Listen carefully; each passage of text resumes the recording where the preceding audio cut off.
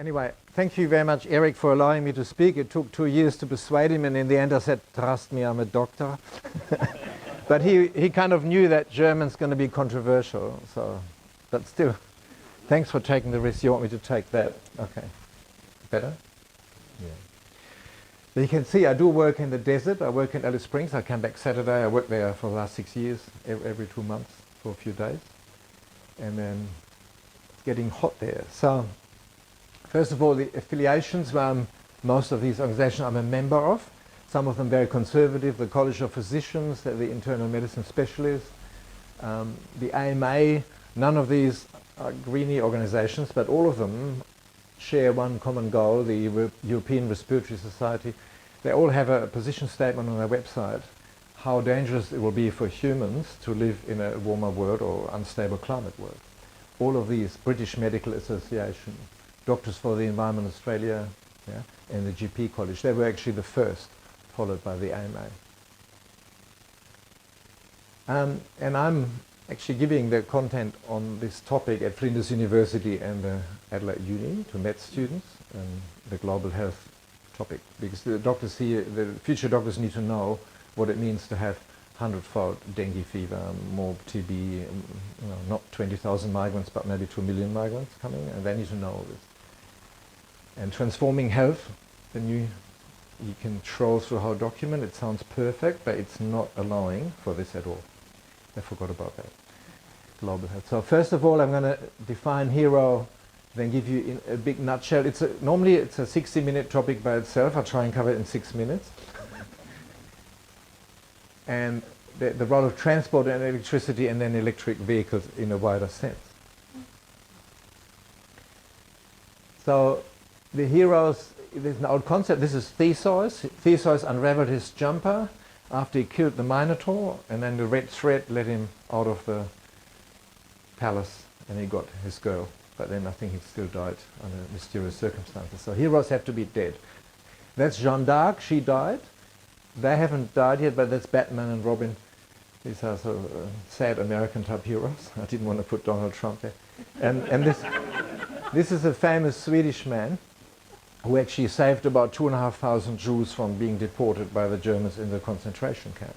Yeah. A true hero, and risking his life any day, maybe like Schindler's List along the way.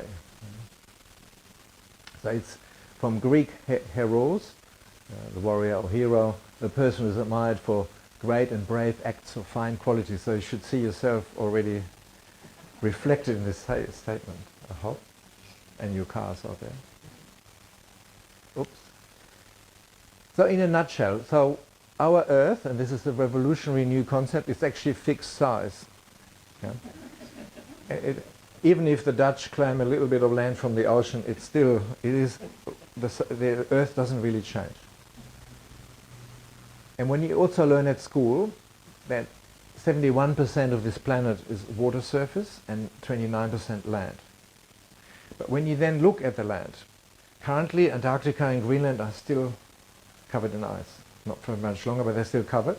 Then you have the deserts, Gobi, Sahara, Kalahari, Giba, Simpson, Tanami. You've got all these deserts where you're not normally living, and you have all the Himalaya ranges, the Alps, the Sound of Music, the odd people live on the tops, but it's not really that livable.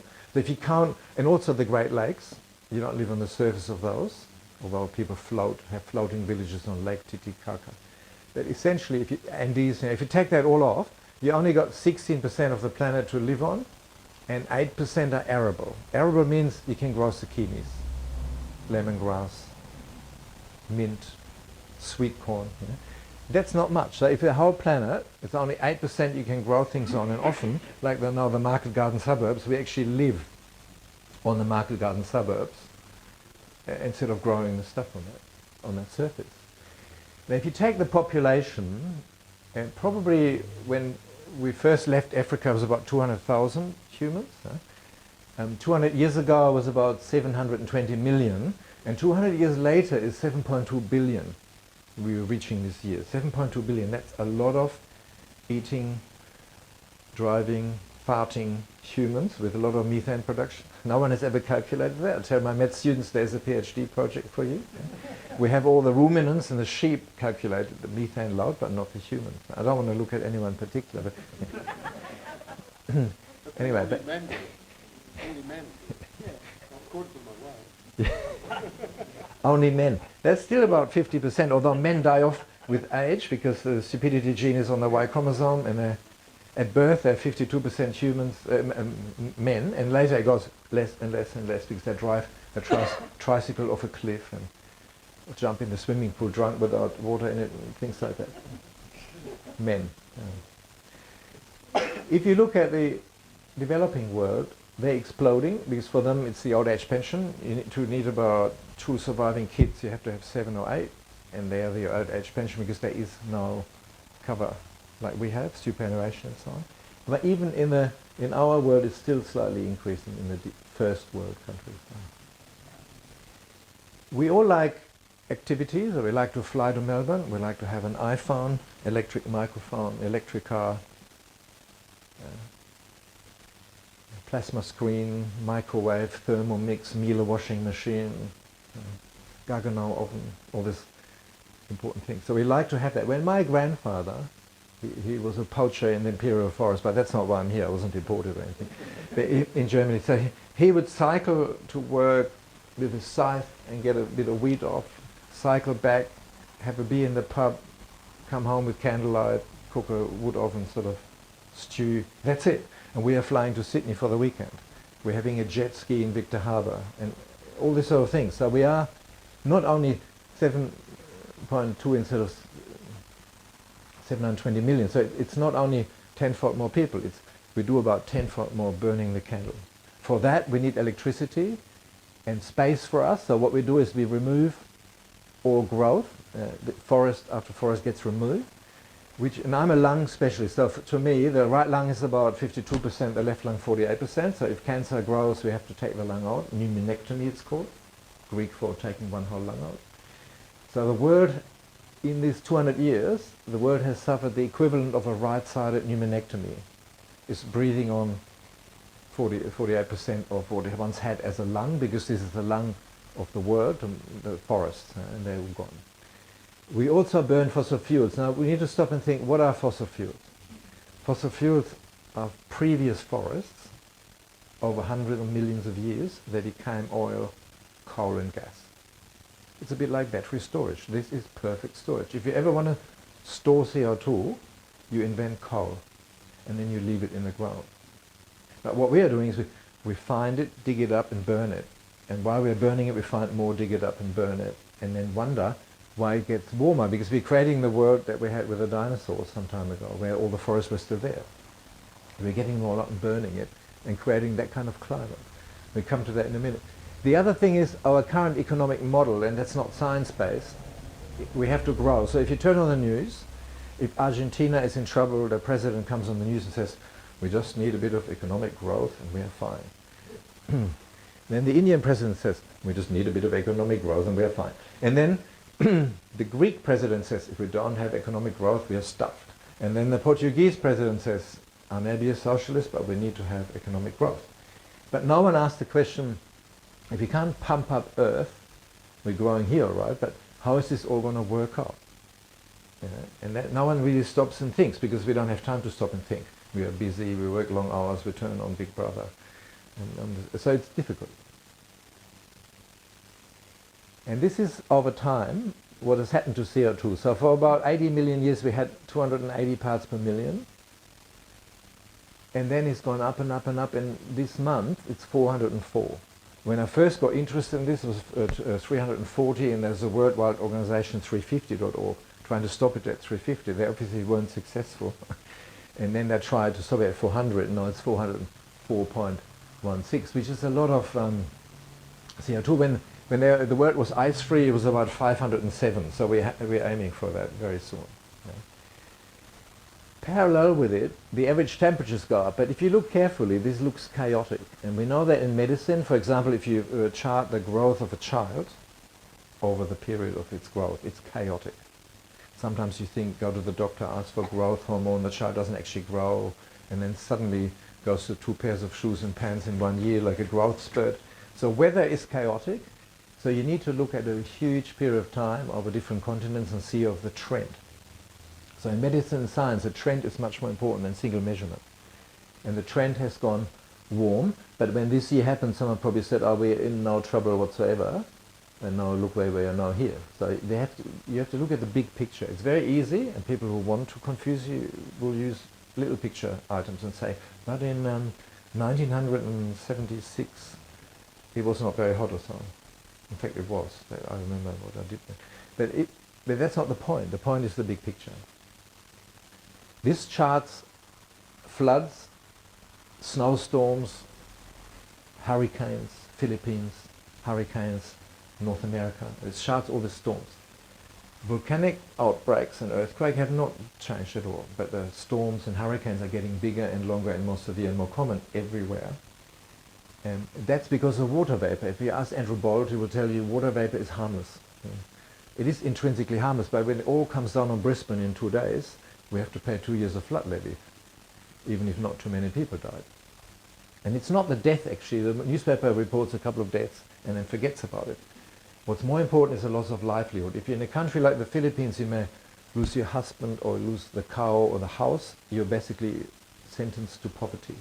You lost your livelihood, which is much more severe than if you're dead, you are dead. Yeah? But if you lose your livelihood, can't send your kids to school, this is big suffering. And sea level, it was always rising slowly. The last few years, more. There are different predictions, and there are maps on the internet. You can look at the map of England, if it's 1, 5 or 10 meters higher, or Holland. And we Germans often call the Dutch lovingly the swamp Germans. They don't like that term, but anyway. You're not? No, okay. Especially after a successful football match. Yeah. But they're nice guys, they're our neighbours. But what do? They already live below sea level. If that goes a bit higher, goes over the dikes, it's salt water, you can't just pump it out and grow again. You probably have to come home to Germany, or go to Russia or Norway. Or Austria, even worse, yeah, Austria. So the planet is sick, and I've got another slide which says, Earth, you have humans. So they're infested with humans and they're causing problems. Of course, people who like the lifestyle that we have don't want to say, we have to change. And they're fighting this. But if you fight, that you have blood in the stool and don't go to the doctor, you will still die of your cancer. Even if you successfully deny that for a whole year, you still die of your cancer. Yeah? And you can't really work with denial. So there's the Queensland floods. There are the fires in Victoria in 2009. They killed 280-something people. Droughts. New South Wales is still not out of the drought. Yeah? A lot of storms, damaging infrastructure. So even if no one dies, it costs a lot of money to repair all this. And even my house, I got a check from Power Networks for $55 last year or so, because their fridge or freezer didn't work for 36 hours after power failure. And someone worked out that my food that gone off was worth $55. It's actually a lot more than bloody $55.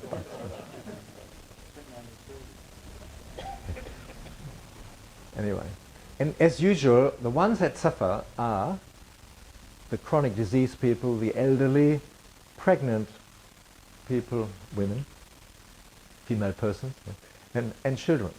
So if it's too hot or if any storm happens, these are usually the vulnerable ones. They die from diarrhea. Adults survive more easily. In Bangladesh and everywhere, they die from diarrhea. Bangladesh is half underwater most of the year. Sea level rise.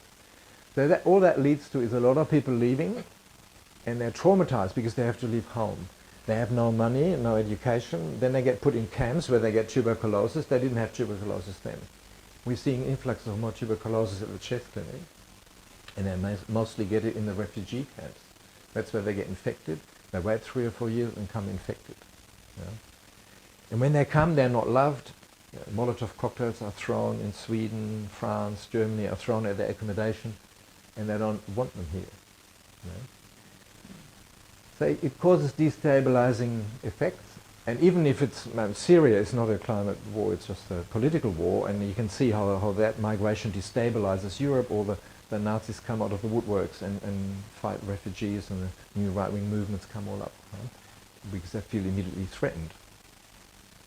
So civil society, the Earth will not stop spinning.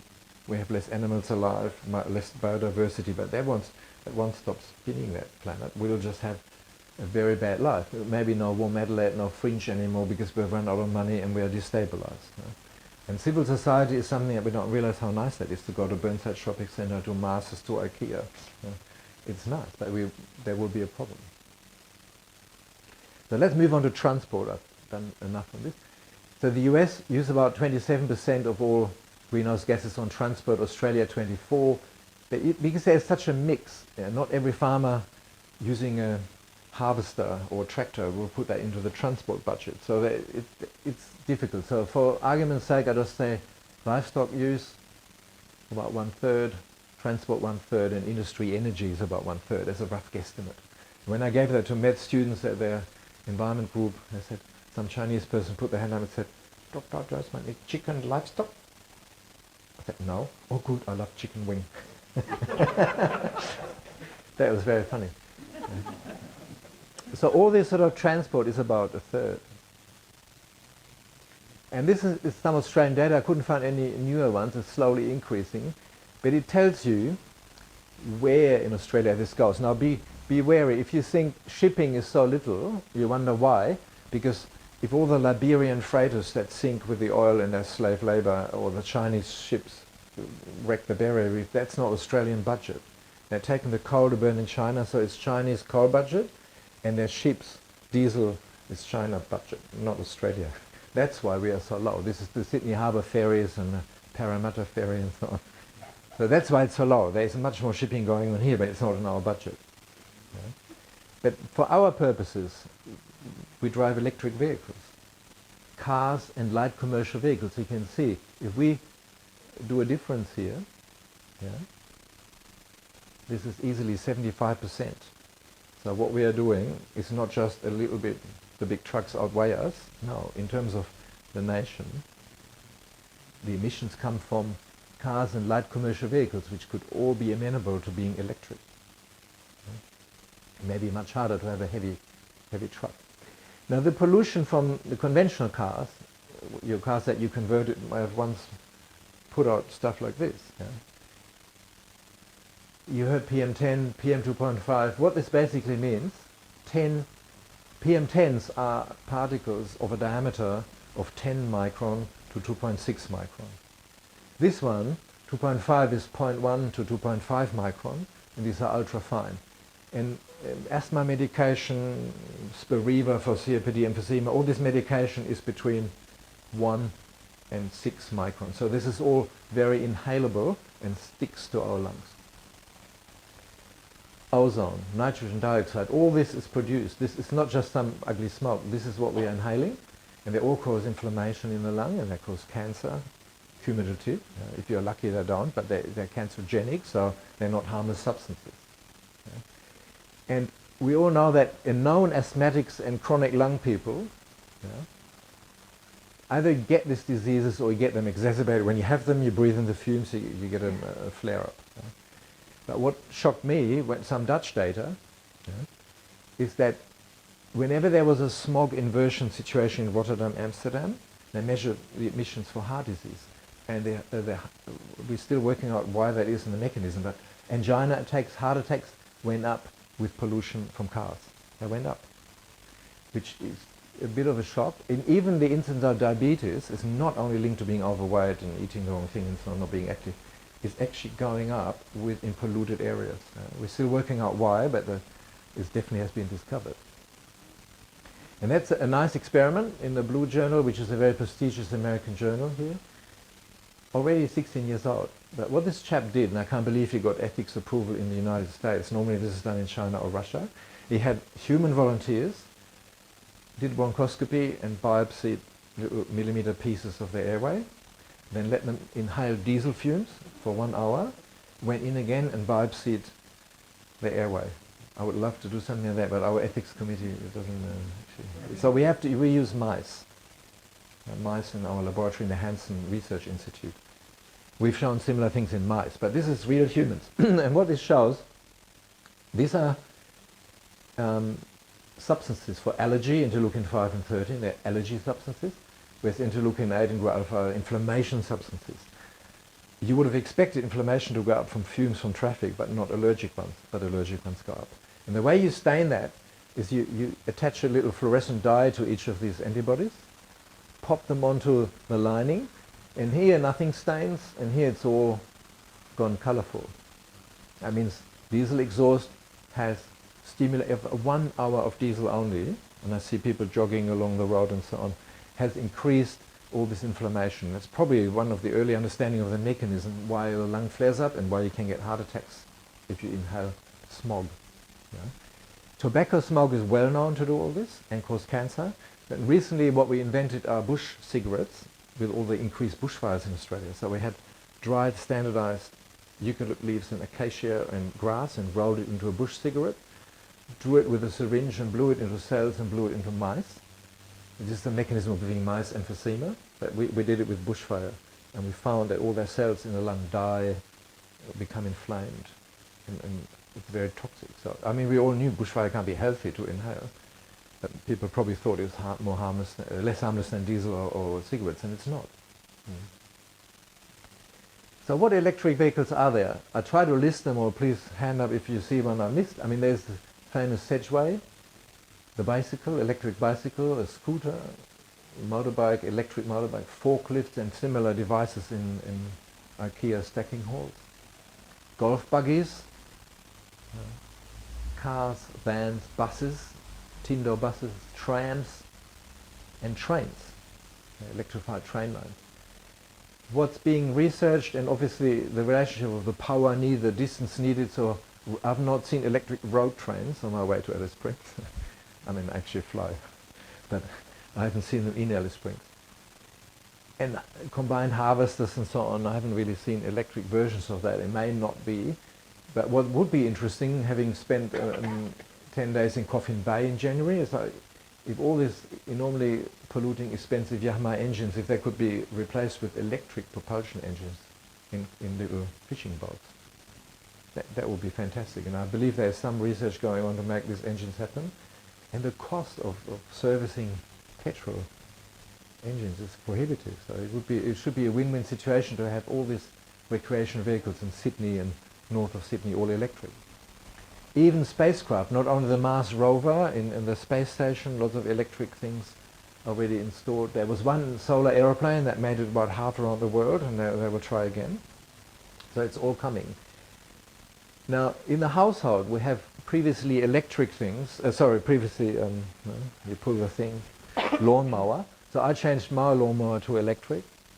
Whipper snippers, these famous blowers. I'm not a big friend of, on Monday some guy blows everything in the left corner. During the week the wind distributes it again. Next Monday he comes and blows it all in the corner. I'm a bit old-fashioned, or as Dan Edna Everidge said, call me old-fashioned possum. I'll just swipe it up and put it in a compost bin. But nowadays we do the blower. But they come electric, and maybe also a chainsaw. Yeah. And there's partially electric vehicles. We alluded to that earlier, the hybrids. If you live in a very long-distance country like Australia without a charging network, maybe a hybrid is the answer, or a REX, a range extender. I'm obsessed with the Edgeway technology because my balance isn't all that good, but the original Edgeway had a handle and 2 wheels. The next development, 2 wheels, now handle. Have you ever stood on one of those? No. The latest Edgeway is only 1 wheel. Yeah. This will be the USA Edgeway. The big guy with the big wheels. Okay. And this is used in Germany on the coast, and this is Germany in the Alps. They use Edgeway for tourist tours. I'm in 2 minds about that, because they should bloody walk. It's better for their insulin resistance, for their blood pressure, for their cholesterol, for everything. They shouldn't do Edgeway. And this is the North Korean adaptation there from Kim III in Pyongyang. Yeah. So let's move to electric vehicles. So the pluses and the minuses. So the plus is you reduce fossil fuel use. A European car emits or the emissions are 130 grams of CO2 per kilometre. In Australia, with the Commodore things and Falcon, it's 190 on average, sometimes even worse, per kilometre. So anyone who has an electric car, you're not burning that kind of fuel. We have to discuss where the electricity comes from, but this is not what you're burning. That's good. Then there's no need for tankers, because at the moment there are huge road tankers and sea tankers. Offload the fuel into tankers, tanker drives to the springs and fills up the BP petrol station. Electricity is ubiquitous. You can make electricity with solar or wind somewhere else and then plug it in and that's it. You don't need a tanker or a ship from Singapore to Sydney and a tanker from Sydney to Ceduna to deliver electricity. You don't need that. That's a big plus and people don't think about that. Less servicing, cleaner service. You don't have old oil to discard illegally because legal is too expensive. And all this kind of stuff. It's just, the Tesla, for example, upgrade over the internet. So once a year they fly in from Melbourne, check the radio, the windscreen wipers and the brake pads and the tread on the tires and that's it. So it's much cheaper and cleaner. In the city where you drive, there is no air pollution, no noise pollution. That's why in Rotterdam and Amsterdam, about 25% of all taxis are Tesla sedans, Tesla S. And the government pays half of that money to the taxi driver. Not to private owners, but taxi drivers in Holland get half the money from the government to run. And every tourist goes, wow. Yeah? And they have a vision for the wow factor, where in Australia the answer will be, doesn't that cost money? Yeah? Like being a republic, so it doesn't cost money. Yeah? But they don't say it costs money to get married, so don't get married. Yeah? Less energy is wasted. When you're idling, and I was in China for 2 weeks in April, and in China, it's just all day out, it's traffic jam. Traffic jam, traffic jam, traffic jam. 12 lanes go into 4 lanes, and you sit there just in traffic jam, and every car idles. If you had an electric car, in China, Great Wall and so on, they're building hybrids and electric cars. If you sit in the traffic jam, doesn't matter how many hours, you're not idling. So in any city like Melbourne or European city or China, it's a mega saving, whereas in Adelaide is not too much traffic jam, occasionally. That's okay, but this is a really big thing worldwide, because in lots of world cities in India and so on, you just idle all day long. You sit literally idle. And they're cheaper to run. Yeah. It's fantastic. Downside, you can't run from nothing, you need electricity, but it's ubiquitous, so it's much easier to generate electricity networks than fuel networks or hydrogen networks. You have to dig holes for tanks and have them certified and all this kind of stuff. Ideally, the electricity should be clean. If you go to Mumbai, buy a Tesla, and all the electricity comes from burning brown coal, you haven't really helped the world, although Mumbai will be cleaner. Yeah? Whereas in South Australia, between 39 and 50%, if it's a sunny, cold day, 50% is renewable in South Australia. Enormous. Yeah? And it's growing. So if it's clean, it's a win-win. If it's dirty electricity, you only have a little bit of a win because you have a clean city and a bit of saving, but the planet doesn't really benefit that much. So we need to push, while we're doing our electric car driving, we need to push that the electricity in general is clean. If need be, like Simon Hackett, make your own. They are heavier at the moment. Electric vehicles, the BMW is apparently quite light, but it's a trade-off. If you want a big range and a fast car, you need a big heavy battery, so the Tesla is 2.1 tons. It still shoots up more lofty like a rocket, but you have to charge a bit longer afterwards. Yeah. I did that yesterday. They have a lesser range than a diesel car, but then you could think you can charge anywhere in between. However, most cars have a slightly slower fill rate than Formula One. You stop and there's pump in the fuel like there was no tomorrow, and hopefully get the nozzle off because the dry goes off again. Sebastian Vettel drove off with a nozzle attached once. There is Formula E now, E-racing. People don't like it because it doesn't roar. And the way they get around the charging is each driver has 2 cars. So when it's empty, he jumps in another one and takes off. Yeah. And unfortunately, unless you are able, you guys are very able, you can make your own. If you are not able, like me, you can't solder things and so on. I can laser lung cancer, but I can't solder resistance things on. So then it's still a high purchase price, slightly higher, but we can only hope that once it takes off, it will rectify itself. Like so many things had a high purchase price. The first video recorder was $4,000 and the size of a microwave. And now we don't even use video recorders anymore. So we just need some momentum and it will get better. This is another form of superhero. The Popeye, he was built on a German mistake. The chemist said spinach iron content was 10 times higher than all the other veggies. It was a mistake. It was a decimal point mistake. He rectified it straight away. 1903, 113 years ago, and still everyone thinks spinach has more iron in it. It's nice. Spinach is nice, but it's all crap, the story with the extra iron. But Popeye wouldn't exist if their mistake hadn't been made. And he's a superhero. And he always gets the girl as well, which is cool. The thing is, the reason why they did that is to make mothers eat the children eat spinach. Yeah. Maybe the mothers, yeah, but it's also, broccoli has the same iron, and broccoli is actually anti-cancer, and so is cauliflower and Brussels sprouts. Yeah. So your grandmother telling you all these things was right. Eat more broccoli, cauliflower, and Brussels sprouts. How do we get onto that? Okay, so you are the hero. So what you're doing is you're not just dreaming of something, you're actively converting a car, and you're reducing pollution. Others talk about it, you're doing it, and you have been doing it for a long time already. Every day without even thinking about it, every kilometer, 190 grams of CO2, without knowing it or being conscious of it. So increase the health of the city without realizing it. You've already done it for a long time and you're still doing it, and tomorrow you'll do it and next week you'll do it. But more than that, you set an example. So people see an electric car, whether it's a Tesla, BMW or self-made where it says electric, they stop, they take a photo, they talk about it. They take notice. And that's why I told Martin Hayes and so on to put in charge stations in the city, because if the tourists walk around and their car's plugged in, it's a signal. It's a symbolism thing. Raise awareness. People are still thinking. My wife went to a lawyer's party in the eastern suburbs, an old school friend of hers, and they said, oh, Tesla, yeah, one day they come to Australia. And she said, I arrived in one. No, they're not available. Come with me. Yeah.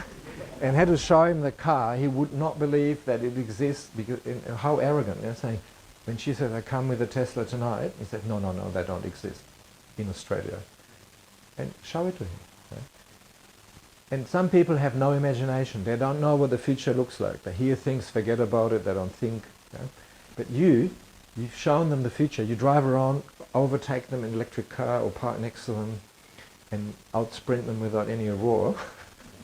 X factor. Yeah? You do all that and you show them this is not the future, this is here today. So some people need to see it to believe it, like the Thomas in the Bible who had to touch Jesus. Are you really back in your epiphany? The non-believing proverbial Thomas. So this is what you're doing. You just maybe thinking you're going to work or to this meeting, but people have seen you. They've seen your car. It appears on the rarecar.com website, and people suddenly realize, hey, this is electric. So you're doing a lot of ambassadorship. You're an emissary for electric cars without being conscious of it every day. So you are a hero. However, the negative side is you are unduly reducing the business and the profit of fossil fuel companies. Shocker. So, the color has changed with your projector. It was rosy yesterday. It was rosy at home anyway. So there's all this hype. There's always a bit of hype. Adelaide, first carbon neutral city of the world. Some people say it's bullshit. It doesn't matter. It's a vision. People hear about it, then they see your car and say, oh, it's coming. I better join the race and get some Mia, some Leaf, or the new Tesla 3 being unveiled in California next month. Yeah. Get something else. And this is the latest that Eric emailed me, this news article that they know it's not socially fair that us electric car owners get free charging in the city. Well, Tavshitsky, say the Russians. We are happy to be unfair about that because we demonstrated to them there are plug-in vehicles. You can make your own. You can buy little ones, medium ones, expensive ones. They are there and they are cool. Yeah? As one of my registrars once said, "Oh, that's a cheek magnet." Yeah. Yeah. So in summary, you are indeed heroes because you are special and you're doing all these fantastic things for the environment, and the momentum that you have creating is kicking off. Not just what each individual does, it's a group, does more than one individual, and the momentum that you're creating. Right? There are in Australia 75% of gases. Oh, one E too many, sorry. They must be for electric. EV, there's VE. Sorry about that. Yeah. You're reducing greenhouse gases. The power source does matter, so at the same time as driving electric, we have to make sure that people do the right thing and put in another wind farm or wave or geothermal or whatever comes online. Push it. There's no point burning the coal in Port Augusta, giving these people lung cancer, because they have twice the rate of asthma in Port Augusta, twice the rate of lung cancer. And part of that is because they smoke more, but not all of it. Some of that is. Yeah. And you create cleaner, quieter cities, and give an example how it can be done so people follow you, and finally we end up with a significantly quieter city and cleaner city. So thanks for what you're doing, for creating awareness and maintaining momentum. And the only dude who drives the silver Tesla, that's us, so is my wife. I barely get to drive it. I have to cycle to work. She likes driving it. This is the Burnside charger, and there's still work to do. They had an electric charger first. There's it's your Leaf, yeah. Normally it's the Coles employees Mitsubishi Miev who hugs the place. Yeah? You snuck in and stole her car park. And then the Tesla, they were initially planned for 4, then 2 were made, and then this one was green and then painted over black, so it's only 1 green left. It's still better than nothing. So it's a hard slog to get these people convinced. But anyway. Are there any questions? Yes, any questions? First of all, that's fantastic, Hubertus. Very entertaining, and some of the statistics I just wasn't aware of, the effects of diesel and some of those other fumes that actually affect you in such a short amount of time. And it's nice to, I suppose, be acknowledged what we do is actually part of the bigger picture, which is actually fantastic. So, any questions? Yes. Video or a transcript of it The question is if there is a video. I think some techno freak in this association has just made a video. It starts with E and ends with Rick Rodder. Is there a TED talk? Fancy you say that. I went to Melbourne to a How to Become a TED talk seminar, and the people were so awesome. I felt like a little worm and flew home to Adelaide again after doing the tan track around the Botanic Garden and going to the Tesla dealership. Of course, I wanted to. They have a car there dismantled, so you can see the engine, the inverter. In Melbourne, in the dealership, there are 2 dealerships. One is in Chatston Shopping Centre. The other one is in Richmond, near Bridge Street, where all the factory seconds outlets are, between Bridge Street and. So probably 3 k's away from the MCG from the city. If you ring up beforehand, you can book a test drive before you go to Melbourne. If you want to watch Port play. Don't tell me you're cross.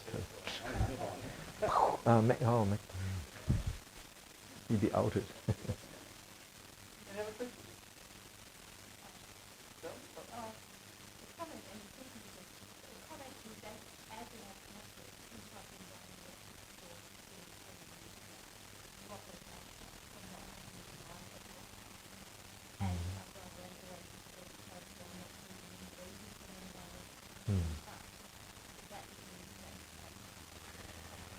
Yes, asthma can be more stable in a cleaner environment. For the whole of Adelaide to be cleaner, we need more like you.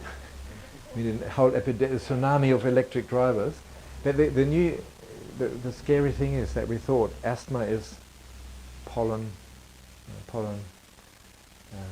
strawberries, this kind of thing, and emphysema is smoke and smog.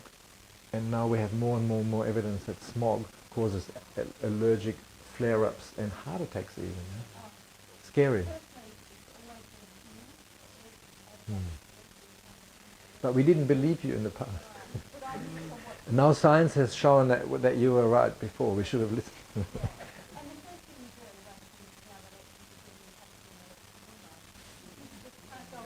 Yes, that's exactly what I did. The moment I got my leaf, I had a leaf for 2 years, I got my electric lawnmower. It's awesome. Not so noisy, clean, zoom. Yeah. I've also got an electric shaver, like a mini lawnmower. Yeah. Yeah.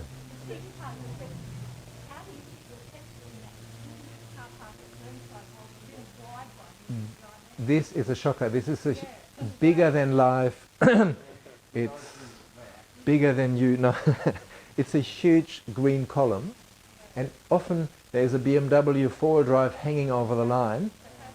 And if this is full, you can't park there. You're right. And that's why I rang them up, and the guy was really unfriendly and said there's a law, you can't take car parks away from the community. There was a bylaw of the council. It's all basically bullshit. Yeah. But he was very anti-electric. Yeah.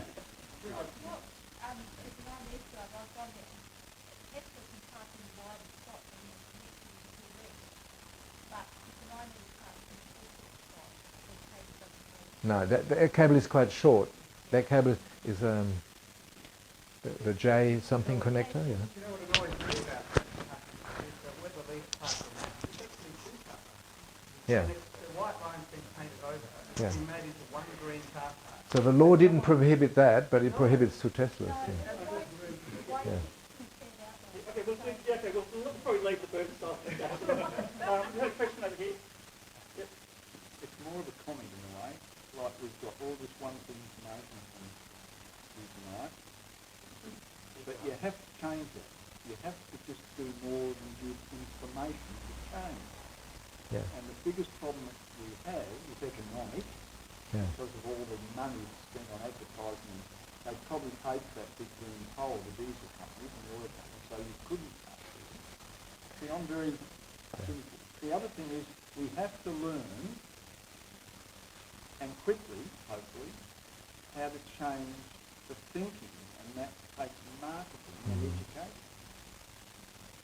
And this small group is doing a wonderful job like another organisation I'm a member of, but we're not listened to because the money in marketing doesn't come from our sort of people. And that's where the conversion has to change somehow, and we have to get the message out. And maybe we could go into things like, I'll use another example. I'm in, say, the Euthanasia Society, and I'm going to bring up this week that we need to get into these other organisations to get petitions out. Because politicians get very frightened when they get 160,000 people signing a petition saying they want more electric outlets for cars. They want more access to electric cars. Why can't we get an $8,000 Indian cutter coming into Australia, which they won't allow in? And unless you get people moving in force against things, the big money people will continue to hold the market. Yeah, I mean there are two humongous topics. Now, for what you can do, there is a whole 30-minute talk separate, which I didn't put in here, and it contains things from daily living, lobbying, advocacy, especially if doctors, for example, meet the politicians in Canberra. We have Nobel Prize laureates, Peter Doherty and so on, they're in our group, and they meet politicians in Canberra. So they are not very public, there's not advertiser stuff, but they're listened to. But what you can do, for example, your superannuation and your banking, bankrolls the coal mines. So what I've done, I've changed all my banking from Westpac to Bendigo, because Bendigo is a community bank. They don't invest in any mining or fracking, whereas all the big four, up to combined about 6 billion a year into coal mining, destroying the reef-fracking and so on. So you can, there's 1.4 trillion dollars in super in Australia, and lots of that is in coal mining, some still in tobacco. If you direct that money, I mean this is a controversial thing and politicians don't like it, if you rock the boat. But this, if you chain yourself to some bulldozer, they laugh because your money finances them. But if your money goes from Westpac to Bendigo or in super to Future Super or some other supers, or you can log online and go to sustainable option and transfer your money and make more money actually. And I say, warning, are you really sure? But it's legal. You can log onto any super site and put the money from fossil fuel or conventional default stuff into sustainable or ethical funds. Yeah. That is silent, but you can do it with a glass of red on your computer at home, and much more efficacious than hanging from a chimney waving the Greenpeace flag, which is great that someone does that, but it's also necessary that you be so much more efficient by just one glass of red.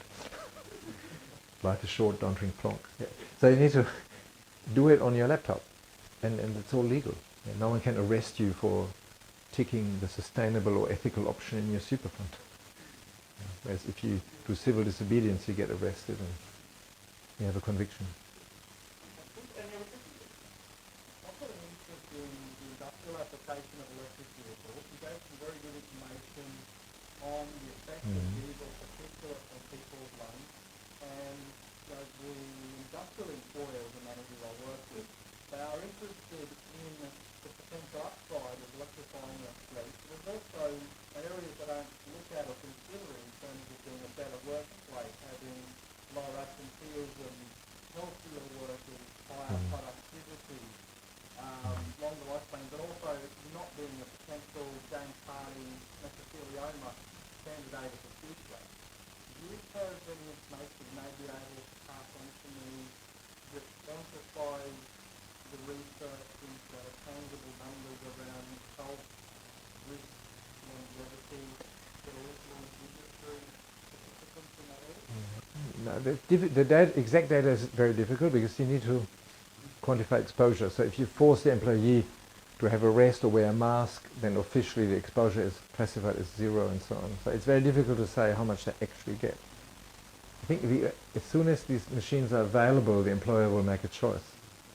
But they need to be available and not at 10 times the cost, and they need to be able to work all day. So there may be areas in industry at the moment where you can't have an electric option, but I trust engineers have always solved the problems decades before the politicians were prepared to accept it. Yeah. So I trust engineers, they're wonderful people, and they're often are miles ahead, and I laughed at well before that time. The first electric car was 1897 or something, wasn't it? It was really, really early. Yeah. Any other questions? You could charge your car with solar panels, so the embodied energy in the solar panels is So embodied. the energy that we Oh. make the solar system. Well, okay, everything we have has got some embodied energy. So someone said to my Nissan Leaf, that's a rubbish car because it comes from Japan. I said, your Toyota also came from Japan. Or your Mazda comes from Japan. Or your Mitsubishi comes from Japan. What's that? You know, what argument? And then they say, oh, there's all this energy embedded in your solar panels. Well, it's only half the energy embedded in your plasma TV. And how much energy does your plasma TV give back to humanity each hour it runs? But my solar panel gives a lot back. I mean, then you have to stop all manufacturing, live in the forest, use Hessian condoms and Hessian seats. Yeah? And it's our German joke. Yeah. For the greenies.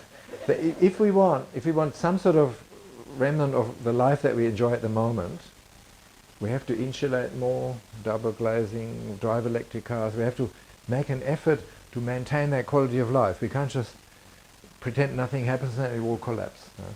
But if you're really purist, then no solar panel, nothing, then you have a homemade candle and all this sort of thing. It can be quite romantic. But you won't get that past the majority of Australians. They want some sort of modern lifestyle. They want to watch TV. And if the electricity has to come from battery storage and solar, then it's still better than from brown coal. This is a confusing. They say these things deliberately to confuse the argument. This is the whole issue, is to create confusion and debate so the general people think, oh, maybe this is all not really clear. Okay? They make you unclear to prevent any action. And you have to see the big picture and say, well, it's fine, but in the scheme of things, my panel is much cleaner than your plasma TV. Bugger off. Yeah. In a polite way. Yeah. You mentioned the thing, you see, this industry, industrial, and the capitalistic system wants to stay in power. For example, they want to tell us that a reactor, atomic reactor, will be good for us because it's clean. But it's probably assuming a figure of $16 billion, pay for a lot of solar panels. That's right. Why having a reactor? No, you shouldn't. Billions are available Yeah. to put solar panels on it. I think you need to look, when you make any decision, what car you buy, what energy you use as a family, as a country, you just have to analyze what's my situation. And if you live in Kamchatka or so, maybe the only option is a nuclear power station, maybe. Yeah, but in Australia, it seems ludicrous because we have so much wind, wave and sun, we could power the rest of the planet if the cable wouldn't lose the charge. Yeah. I mean, there's absolutely no reason in Australia, and that's even the latest Kevin Scars-driven inquiry basically concluded it would be totally too expensive to have any nuclear power here. What they are arguing is they want to get the German and the Swiss and Swedish and, sorry, not Swiss, the Swedish and French and English nuclear garbage and store it in the north and make money from it. Yeah. That's a different story. But even they say nuclear power for Australia makes no economic sense, no environmental sense. And who pays for the 1,000 years of looking after the thing? Even re-encasing Chernobyl. I remember when I was a student, I couldn't play tennis all season because the red clay tennis courts were radioactive. They had to take all the earth away and put it somewhere in a dump. Yeah? And now Chernobyl was encased in concrete when it blew up. The concrete now needs to be re-encased. 20 billion Australian dollars, 14 billion euro, to encase this again, and we don't know when it has to be done again. This is, you don't want to go there, I think, unless you really, really have to, and I don't think we have to. I'm a grey nomad, and I have to drive one of those diesel things for my local drive around. How far down the track does you or anyone here know that we're going to get into trucks and full drives and things like that with electric? Okay, four-wheel drive, the only one I know of is the Mitsubishi Outlander, which is a plug-in hybrid. Yeah. Does anyone else know about research into bigger SUVs and trucks that can have towing capacity? There's some delivery trucks now with the hybrid. Mm-hmm. But what about towing a load, a payload? Because the Tesla is advised not to tow anything. I don't know why, but... In America, on the West Coast, there's a company that takes old buses and converts to electric for public transport, and they're quite successful.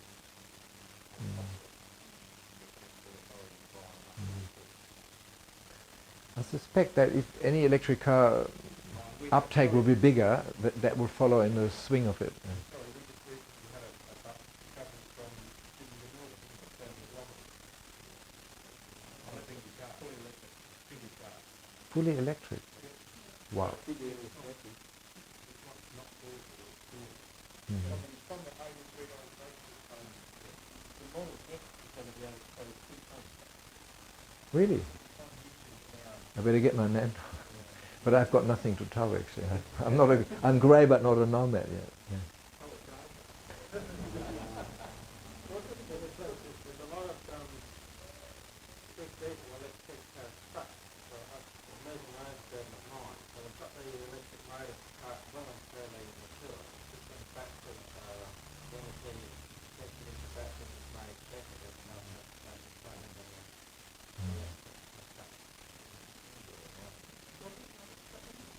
So how about putting a whole lot more freight on the rail and cut out a lot of this trucking? And what's wrong with rail? Steel on steel, a lot less rolling friction. No economic growth, that's why. That's like the rest of the argument, you know? Yeah, probably more of a comment. I think we might wind up, but you ever hear that took people after the meeting? Mm-hmm. Yeah, okay.